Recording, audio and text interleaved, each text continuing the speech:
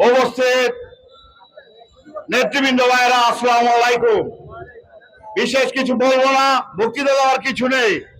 তবে টিপু ভাইয়ের উপরে যে খুনি মুকুলে হামলা করেছে, এই খুনি মুকুলকে কোনোভাবে ছাড় দেওয়া হবে না।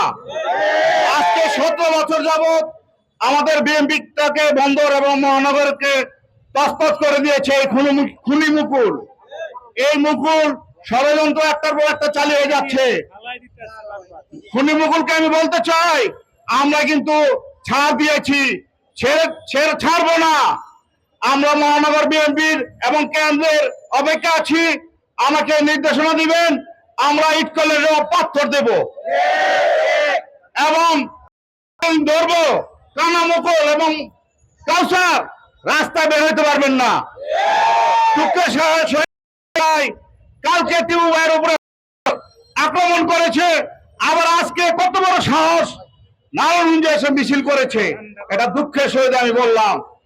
তবে থানা বিএনপি প্রস্তুত আছি। মহানগর বিএনপি আমাদের অনুমতি, আমরা মাটির সাথে মিশিয়ে দিব খুনি মুকুল। এই বলে আমার বক্তব্য শেষ।